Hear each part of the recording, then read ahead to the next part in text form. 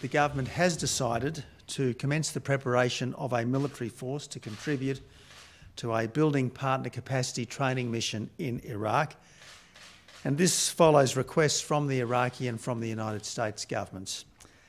This decision marks the next phase of Australia's contribution to the international coalition to disrupt, degrade and ultimately defeat the Daesh or ISIL death cult.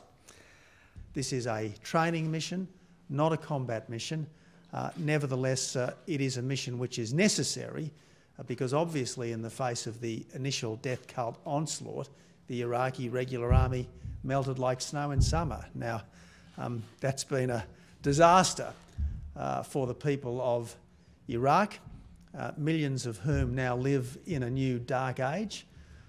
It's been a disaster for the people of the wider world, including the people of Australia, because the declaration of a caliphate, this apocalyptic and millenarian caliphate, this throwback to the Middle Ages, the declaration of a caliphate has obviously excited people all around the world who are susceptible to this particular ideology, and that's why it's very important, not just for the people of Iraq, but for the people of the wider world, that the Iraqis regain control over their own country and demonstrate that this caliphate is not something which is going to have any lengthy existence.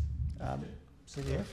I think it's worth putting the context and to provide your answer. You talk about a decade. There actually wasn't a decade of training before. If you think about it, the Iraqi Army started its rebuilding in 04-05 until the time that the US pulled out. The Iraqi Chief of Defence Force has spoken to me at length a couple of times on this. I've met him 3 times in the last 3 months.